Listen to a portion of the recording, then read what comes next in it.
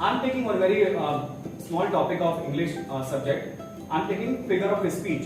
I think many of you are very much familiar with the figure of speech. If you have not heard about it in English, you must have heard about it in Hindi, Alankar. We call it Alankar in Hindi there. So,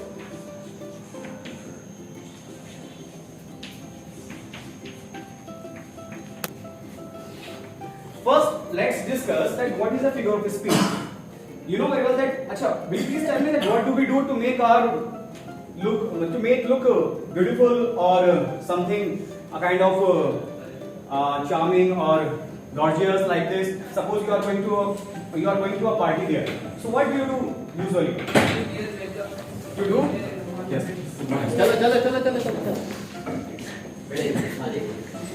Yes. So when we are just going to any party there, we usually use some decorative things there which can make us very much beautiful or gorgeous also there. So just like in any kind of language there, we use some words, we use some techniques there which can make our work very creative, very beautiful or very impactful there. The same role is played by figure of speech in English there. Okay, in English poetry, in English any kind of creation also there. If you are going to use any figurative language, you need to just understand what is a figure of speech there. In Hindi we call it Alankar. So I am just going to tell you about something figure of speech. Okay. So generally in class 6 to 10 here, we teach some main figure of speech. I am just writing here. Please look at here.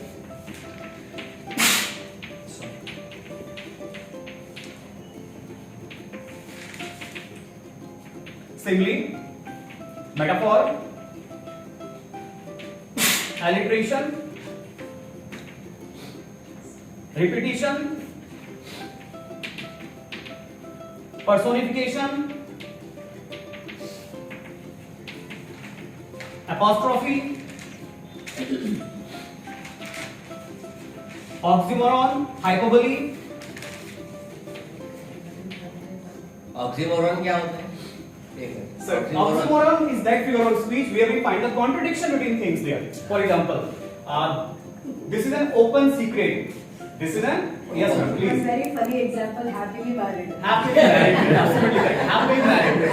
So here you can find the contradiction between the things there. Happily and still married. देखो आप बता रहे हैं तो आप उसको बताओ तो I tell you, I don't know. I'm just only putting here the list there, and then I'm just going to discuss one by one. Okay. Hyperbole, then oxymoron, and then onomatopoeia. Okay, many of them you have heard in Hindi when you were in your school days there. Okay, for example, this is a simile. A simile figure of speech is that figure of speech where we find a kind of comparison between two things which may be equal in some things there. Okay, for example, and particularly, you have to use some words like, as, so, as, etc. like this.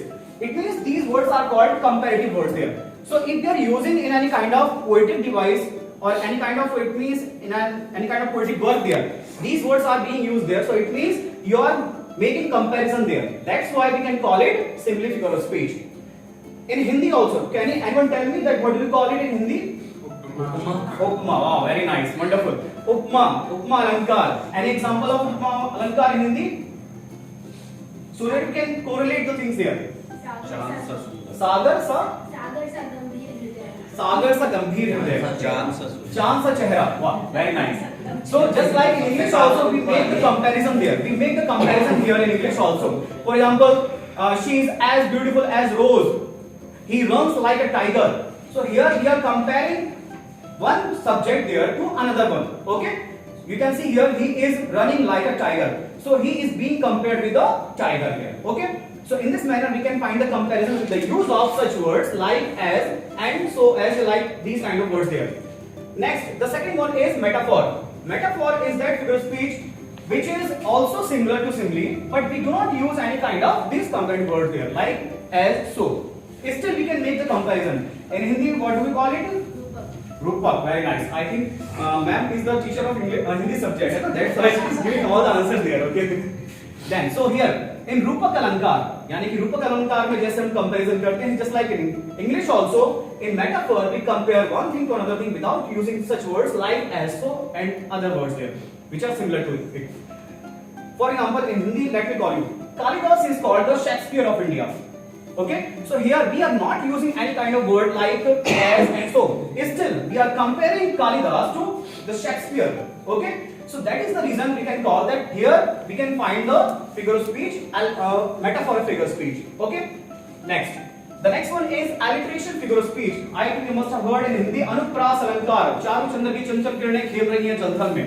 You may, or all the tongue twisters in Hindi or in English will come in this category. So, can anyone tell any kind of very funny tongue twister? Can anyone decide that tongue twister? Absolutely correct. Next. Wow, wonderful. It will be very much difficult for me now. Next. Anyone else? Yes. Okay, from Hindi also you can Raja tell. को हुक्मदास, Wonderful. Like राजा को हुक्मदास, चंदू के चाचा ने चंदू के चाचा बाकी रात तक चटनी चम्मच से चटनी चटाई लाई. Yes, कच्चे पापड़ पका पापड़. Now, the very good thing which is to be learned here in this figure of speech is this, that we find the contradiction of consonant sound. Sorry, not contradiction. It's my mistake there. Repetition of consonant sound there. Okay. For example, here I'm giving you one example. Pre, follow, followed. Okay, so here F, this consonant has been repeated here, and that is the reason we are calling it alliteration figure of speech. Okay, next one is repetition figure of speech. Repetition figure of speech is that figure of speech where we find the repetition of words there. For example, let me give you one example. Ice was here, ice was there, ice was all around. Yeah, water everywhere. Will you please tell me in both the examples which words have been repeated here? Ice and water. In the very first example, ice was repeated, and in the second example, water word was repeated there. Okay, and that's why if you find such kind of repetition there, you can call it repetition figure of speech there. Then next one is personification. In Hindi we call it manvikaran alankar, and let me tell you that how we can just find it. If you find any kind of, if you are personifying anything in the, it means creation, in composition, or any kind of English word there, so then you can find this figure of speech. But let me tell you the definition there. The definition of this word is that when you are treating any non-living thing, okay, as a living thing, and you are giving some human attributes to it. For example, one night I was just sitting in my study room. I was writing something. Suddenly my pen started talking to me. So it is not very. It means obvious that pen always starts talking to you. But here I am just making this creation or this word that I am making this pen a lively thing here, and that is the reason here we can find personification figure of speech. In Hindi we call it manvikaran. Another example we can find, experience is the best teacher. Experience is the best teacher. Experience is non-living thing, but what we are doing it, we are treating it just like a living creature, and we are calling it a teacher also there. So that's why we can call it personification figure of speech here in this line. Next one is apostrophe, which is also similar to personification. Only you need to address that one in the beginning. For example, I gave you one example. Experience is the best teacher. But if you are addressing it, if you are calling it in before, for example, experience, you are the best teacher. So now it some both of like those. Okay. Thank you, ma'am. Next is hyperbole. Hyperbole figure of speech is that figure of speech where we exaggerate the things there. Where we make the things very large. Okay? For example, she wept ocean of tears. This is a very beautiful line of the poem Rap of the Lock, and which was composed by Alexander Pope. Okay? So here in this line you can find that she wept ocean of tears, and she wept so much that it means the hall actually where the incident what happened that was filled with the tears. Right? So especially we can call it that this is the language of the lovers. This is the language of the lovers there. Okay? So we find the things very exaggerated, and that's why we call it hyperbole figure of speech. In Hindi we call it Atishokti Alankar. You may have heard it. Next one, which already been explained, but let me just revise it for you, make a revision for you. First, oxymoron figure of speech where we find the contradiction like day and night, black and white, open secret. This is an open secret, and open thing cannot be secret, or secret cannot be open. Okay, so that's why we can call it oxymoron figure of speech there. The last one, which is very much unique for the students also, they love it, they enjoy it, onomatopoeia.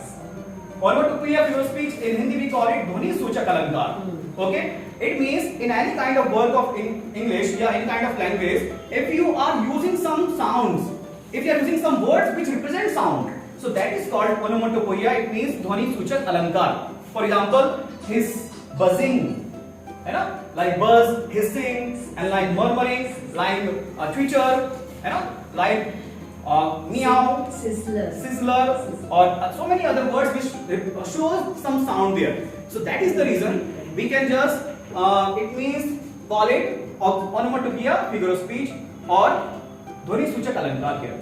So here we have ended this the list, which is really very useful for the students. Students must prepare these kind of figure of speech there, because question will come compulsorily in the paper there. In the board paper also, 1 mark question will come surely for this unit. Okay, thank you.